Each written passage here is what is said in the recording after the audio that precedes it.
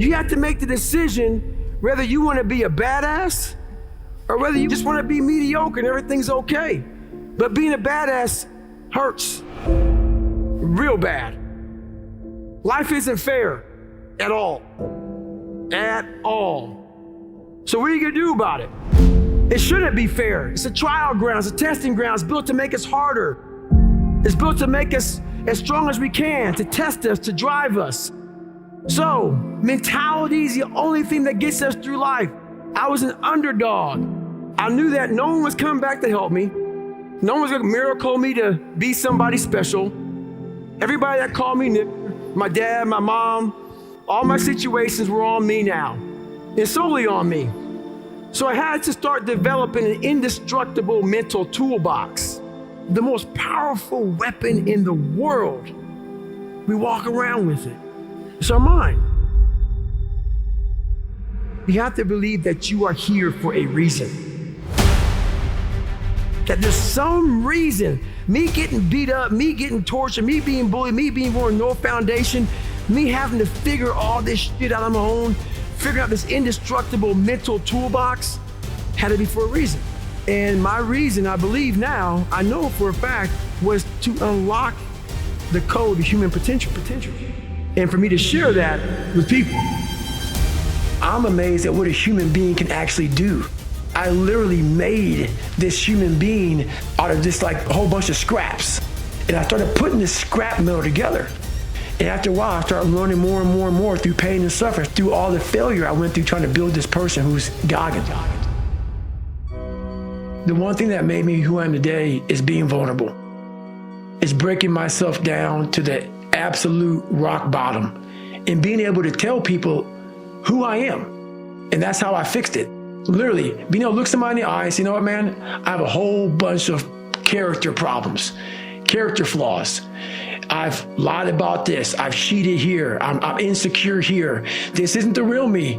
I lied to you about that. I wanted your acceptance in life. Life created this person, me. Life created me to be this person that I was back in the day. And I had to realize, man, that's okay, man. It's not my fault. Now I gotta go back and fix this shit though. So a lot of this isn't your fault, why you do some things you do, why you feel the way you feel. But no one's coming back to save your ass.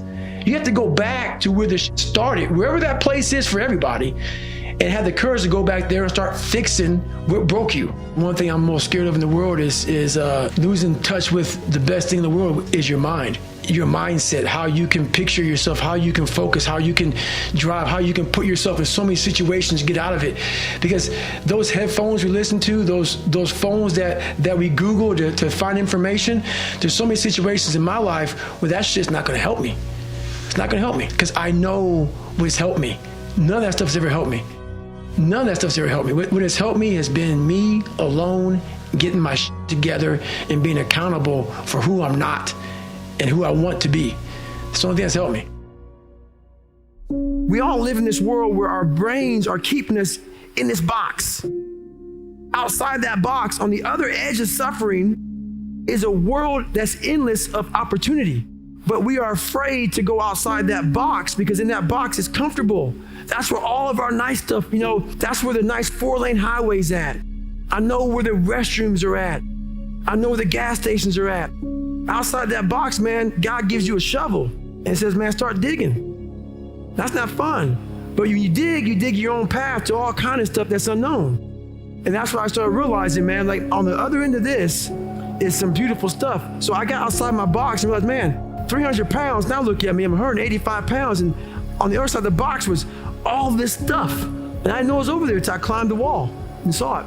I really started to enjoy the fact of seeing what the human mind was capable of and seeing that what is so horrendous, there's so much joy and glory in this shit.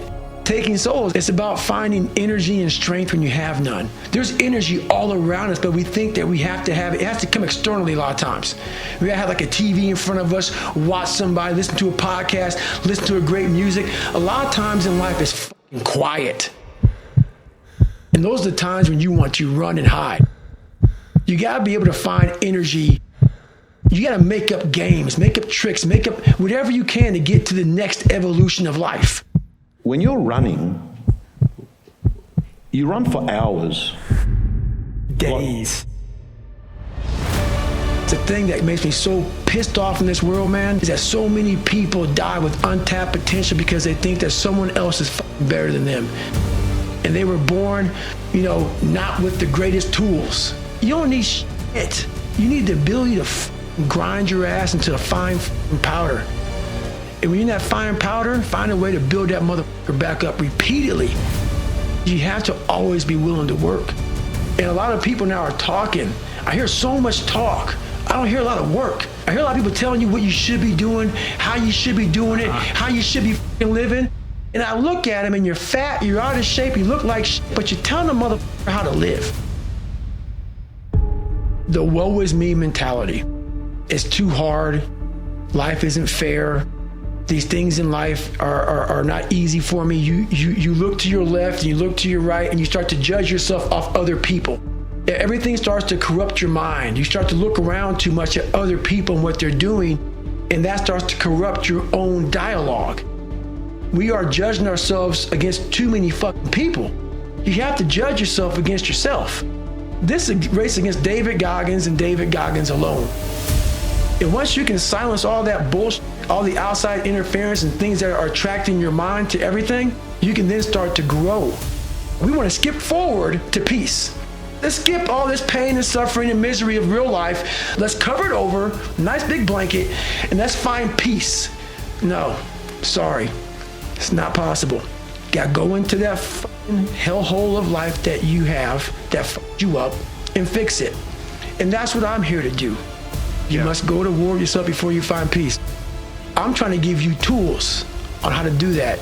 And I'm not considering to smile and be happy about it. It's a hard journey. It's a real journey. It's a journey that's gonna take you way outside of being comfortable.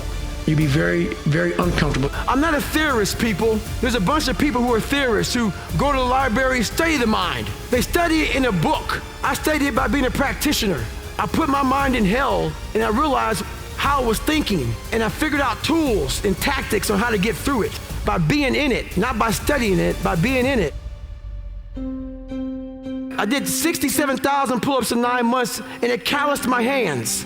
It calloused my hands real good to protect my hands against the bar. I started learning how to callous my mind to callous over my victim's mentality, and that's what I did. And so they sent me to Johns Hopkins. Everybody studied my body. They studied everything. And one guy says, you know what? We can't find anything on how you did all this. How are you able to do all this? A head guy came in from MIT, and he said, you know how he did it? So, mentality is the only thing that gets us through life. And the can't hurt me mentality is no matter where you come from, the sewer or wherever you think you're from. When I got out of the sewer, I got to the road and looked around and said, can't hurt me. Nothing should be able to hurt you. If you believe that, it starts to become true. I wanted to live my life in a way that when I died, I was proud of myself. I know what pride felt like. And if it took pushing myself to death, I was willing to do that. But I want to look in that mirror, not impress anybody, not money, not fame, not nothing. I wanted to impress the guy in the daggone mirror. And I worked endlessly and tirelessly to do that. And it happened. I actually sat back when I was fat, nasty, out of shape, miserable, and created a human being in my mind that didn't even exist. And said, that's what I want to be. I want to be that guy. I want to be a guy that's capable of doing exactly what I'm doing today. If you weren't born that guy, that mentally strong guy, he can't be made. But in making that person, you have to be who the you are every day of your life and never care about anybody who gets in your way that says you're not doing something the proper way. When you get beat as bad as I did, I lied all the time. I wanted to be accepted and loved and all that shit that I created about 50 people. Whatever you like, I like. Just be my friend.